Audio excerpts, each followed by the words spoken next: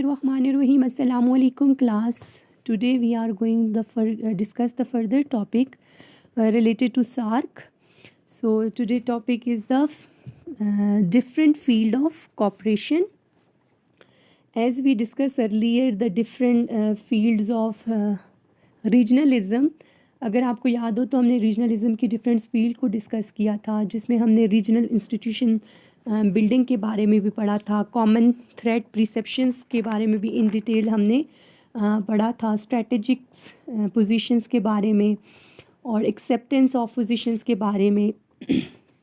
इसी तरह जो है डिफरेंस हमने जब रीजनलिज्म के लेवल डिस्कस किए थे क्लास, तो उसमें प्रिफरेंशियल ट्रेड एग्रीमेंट भी बहुत अच्छे से जो है डिस्कस हुआ था। अगर आप जो है सार्क की आउटलाइन देखें तो पाकिस्तान एंड सार्क को भी हम डिस्कस कर चुके हैं, उसकी इकोनॉमिक्स कंडीशंस को भी किया है। अगर कुछ टेबल्स हुए तो उसके साथ मैं आपको ज़रूर समझाऊंगी।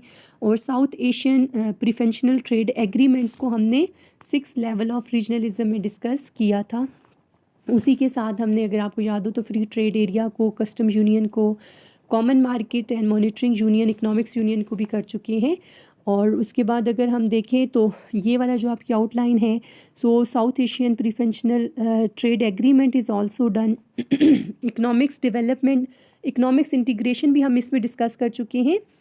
सो today we are going toward the different fields of cooperation. तो डिफरेंट फील्ड ऑफ कॉपरेशंस में यहाँ पर आपके पास नंबर्स ऑफ थिंग्स हैं, जिसमें सोशल कॉपरेशन भी है, कल्चरल कॉपरेशन भी है, एजुकेशनल कॉपरेशन भी है, और हम लास्ट में इकोनॉमिक्स कॉपरेशन को भी बच्चे देखेंगे। और सबसे पहले आज का टॉपिक जो है मैंने वो डिवाइड किया है। नंबर फर्स्ट स्लाइड आपको नज़र आ रही होगी, educational cooperation and the health cooperation. तो आज हम इसके बारे में जो है डिस्कस करेंगे। यस क्लास, किसी भी फील्ड में हम एजुकेशन कॉपरेशन या एजुकेशनल कॉपरेशंस को या हेल्थ कॉपरेशन को इग्नोर नहीं कर सकते। So in the field of cooperation में अगर हम सार्क और इसके मेंबर कंट्रीज़ को विद इन द रीजन्स देखें तो इसमें भी बहुत इंपॉर्टेंट है। Both are the most important area if we are considering. तो फर्स्ट स्लाइड मैंने इसी उस पर रखी है कि बोथ आर इम्पॉर्टेंट एरिया। किसी भी मुल्क के लिए एजुकेशन और हेल्थ बहुत ज़्यादा अहम तस्वर किए जाते हैं। सो फर्स्ट ऑफ़ ऑल अगर हम देखें तो हेल्थ के लिहाज से बहुत ज़्यादा बेसिक फैसिलिटीज़ होती हैं, क्योंकि किसी भी नेशन में अगर अच्छे तरीके से उसको तमाम तर फैसिलिटीज़ हासिल होंगी, मेडिकल फैसिलिटीज़ हासिल होंगी, वहाँ के लोग नेशन वाइज हेल्दी होंगे, तो अच्छे तरीके से अपनी नेशन बिल्डिंग के लिए अच्छे तरीके से काम कर सकते हैं। So health cooperation is also very important and the education, जो सेकंड चीज़ होगी वो एजुकेशन है। तो एजुकेशन के लिहाज से अगर हम देखें तो तब भी एजुकेशन भी बहुत ज़्यादा अहम है। विदाउट इसके जो है कोई भी नेशन जो है तरक्की नहीं कर सकती। So that's why both are the important area. So we are not neglect कि किसी भी नेशन की अप ग्रूमिंग के लिए, बिल्डिंग के लिए जो है वो एजुकेशन बहुत ज़्यादा इम्पॉर्टेंट है।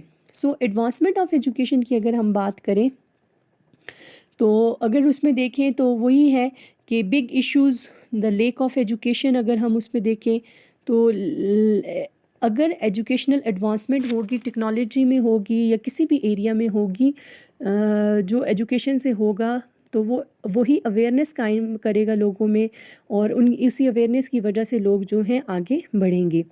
तो एजुकेशनल एडवांसमेंट के लिए रीजन्स में, विद इन रीजन्स जो भी आपस में कोऑपरेट कर सकें, थ्रू डिफरेंट प्रोग्राम सेट कर सकें, ऐसी एजुकेशन जो है विद इन रीजन एक मेंबर्स कंट्रीज एक दूसरे को फैसिलिटेट कर सकें, ताकि वो जदीद तरीन अपनी जितनी भी इनोवेशन में है उनमें भी हिस्सा ले सकें, अपने जो है रिसर्च सर्कल को भी बेहतर कर सकें, और जितनी भी एजुकेशन की अहम तरीन चीज़ें हैं उनको अपने एरिया में इंट्रोड्यूस कर सके with the help of each other. So third slide मैंने बच्चे इसमें डाली है कि big issues lake of education.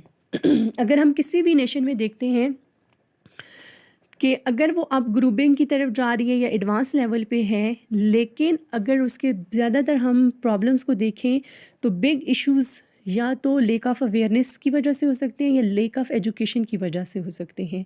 तो बहुत सारी ऐसी चीज़ें हैं जब हम इसको देखें तो जब प्रॉपर एजुकेशन लोगों के पास होगी, अवेयरनेस होगी, तो वो अपने प्रॉब्लम्स को ना सिर्फ समझेंगे, रीजन वाइज अपने प्रॉब्लम्स को समझेंगे, बल्कि बहुत अच्छे तरीके से टैकल करेंगे, ऐसी स्ट्रेटजीज अपनाएंगे जिसको अडॉप्ट करके वो ना सिर्फ ग्रूम हो सकें बल्कि अपने नेशन को प्रोटेक्ट कर सकें और अच्छे तरीके से जो है अपने हर फंडिंग को, हर चीज़ को यूज़ कर सकें।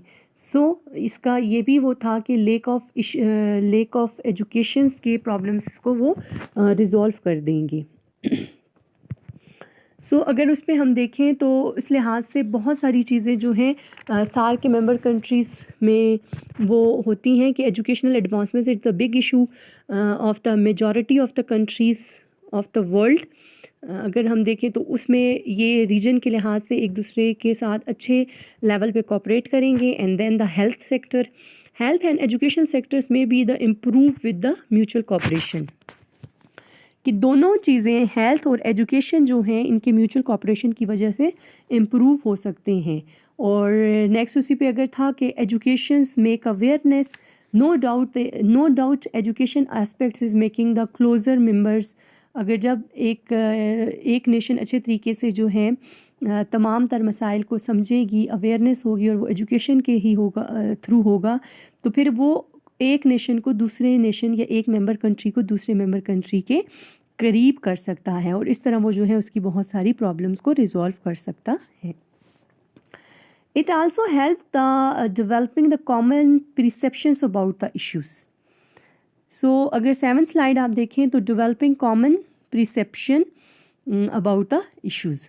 कॉमन परसेप्शंस या वो चीज़ें जो किसी भी मुल्क में प्रॉब्लम्स का है, जैसे सिक्योरिटी है, डिफेंस है और इस तरह के इश्यूज़ हैं, तो वो भी जो है एजुकेशन के ही थ्रू पॉसिबल हैं।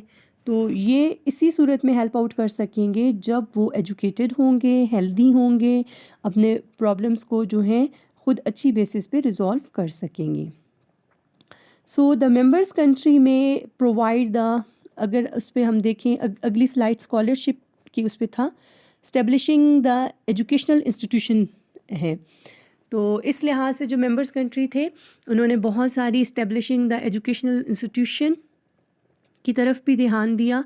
जैसे जैसे चाइना ने बहुत सारे इंस्टीट्यूशंस कायम किए और स्कॉलरशिप्स के थ्रू जो हैं यहाँ एक दूसरे लोगों को फैसिलिटेट करने की कोशिश की। आल्दो जो है वो तो पार्ट नहीं था चाइना, या जैसे अमेरिका में बहुत सारे स्कॉलरशिप होते हैं, तो within the region SAARC member countries का यही था कि जो भी इसमें मेंबर्स कंट्री हैं, पाकिस्तान है, इंडिया है, बांग्लादेश है, नेपाल है, भूटान है, श्रीलंका है, अफ़गानिस्तान है, तो इनमें भी ऐसी इंस्टीट्यूशंस कायम किए जाएँ, ऐसी रिसर्च लेबॉर्ट्रीज़ या रिसर्च इंस्टीट्यूशन हों और इसी तरह के स्कॉलरशिप मुतारफ़ करवाएं, जैसे कि बिगर्स कंट्री चाइना करवा रहा है, अमेरिका करवा रहा है या दूसरे कंट्रीज़ करवा रहे हैं, तो वो लोगों को एजुकेशन की फील्ड में हेल्प आउट करें।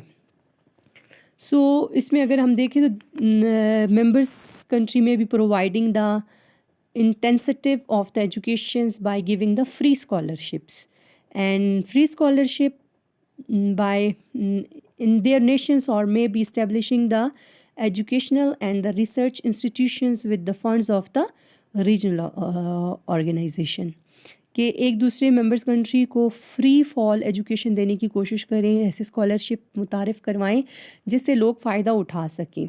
और ये जैसे अगली मैंने स्लाइड रखी है कि यूज़ ऑफ द फंडिंग, तो यूज़ ऑफ फंडिंग में यही था कि establishing the educational and research institutions with the funds of regional organisation, कि ये सार्क अगर रीजनल ऑर्गेनाइजेशन है तो इसको ऐसी फंडिंग करनी चाहिए जिसको एजुकेशनल पर्पस के लिए या ऐसी इंस्टीट्यूशंस के लिए, रिसर्च बिल्डिंग के लिए उनको इस्तेमाल किया जाए, ताकि फ्री ट्रेड के साथ साथ एजुकेशन के पर्पस को भी आसान बनाया जाए।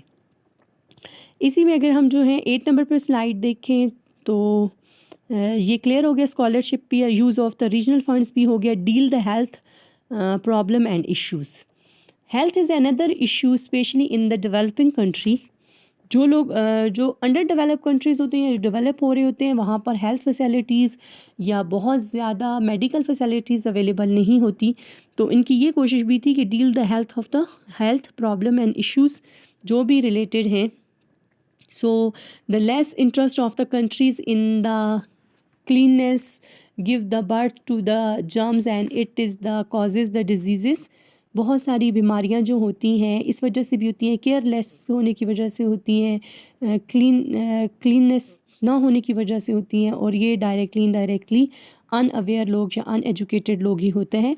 तो एजुकेशन के थ्रू जो है लोग प्रॉपर एजुकेशन हासिल करके अवेयरनेस हासिल करेंगे, फिर उनको अपने माहौली जो आप अपना इन्वायरमेंटल प्रॉब्लम्स हैं या जो भी उनके डिजीज़ उनको टैकल करने की tackle within a region भी टैकल कर सकते हैं। फॉर एग्ज़ाम्पल आजकल के दिनों में हम एग्ज़ाम्पल लें तो जो कोविड की सिचुएशन है, तो ये रीजनल कंट्री अगर एक दूसरे को हेल्प आउट करें, मेडिकल फैसिलिटीज़ दें, तो ये बहुत सारी प्रॉब्लम्स को हल कर सकते हैं। So there is also the problem of low cost treatment. अगर हम देखें तो मेडिसिन्स और ऐसी रेट्स पे या ऐसी लो कॉस्ट उस पे होती हैं कि फैसिलिटीज़, अगर जो बहुत सारी डिजीज़ेस ऐसी होती हैं जिनकी चीज़ें वेस्टर्न नेशन से अगर मंगवाई जाएँ तो वो बहुत एक्सपेंसिव पड़ती हैं। सो अगर वो मेडिकल की फील्ड में हेल्प आउट करना चाहते हैं तो वो उस पर ये भी कर सकते हैं कि विद इन अ रीजन उनको बहुत लो कॉस्ट ट्रीटमेंट जो है पड़ेगी, या बहुत आसानी के साथ वो एक दूसरे को ट्रीट कर सकते हैं। With signing the regional pact, members nation in regions में help their partner in the cleanliness and the area control the disease. कि मुख्तलिफ़ किस्म की जो इन्वायरमेंटल प्रॉब्लम है, जैसे आजकल क्लाइमेट चेंज का प्रॉब्लम है जो पूरी दुनिया को अफेक्ट कर रहा है, तो अगर इस तरह के वो रीजनल पैक्ट वगैरह साइन करते हैं और मेंबर्स नेशन उसमें अच्छे तरीके से पार्टिसिपेट करती हैं, तो वो जो है ना सिर्फ अपने एरिया को क्लीन कर सकते हैं बल्कि कंट्रोल द डिजीज़, जो भी इन्वायरमेंटल प्रॉब्लम की वजह से या आबो हवा की वजह से या वायरसेस की वजह से प्रॉब्लम आती हैं, तो वो एक दूसरे के साथ हेल्प आउट होकर उनको भी कंट्रोल कर सकते हैं। The scholarship is in the medical education is, medical education में भी स्कॉलरशिप वो बहुत अच्छे तरीके से ट्रीट करा सकते हैं।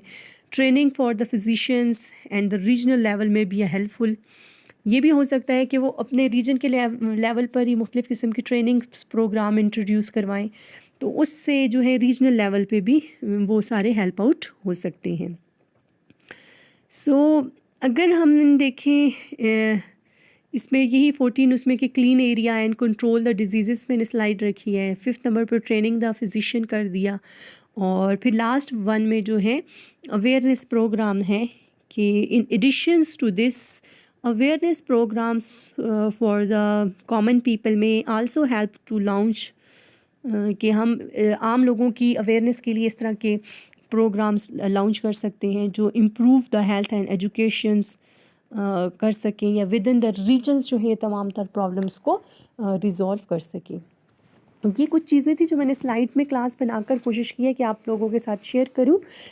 सो आप इन सब चीज़ों को देख लें और फिर इसके एक एक पॉइंट को जो है इन डेप्थ डिस्कस भी कर लेते हैं और देखते हैं इसमें क्या क्या चीज़ ऐड हो सकती है। Thank you.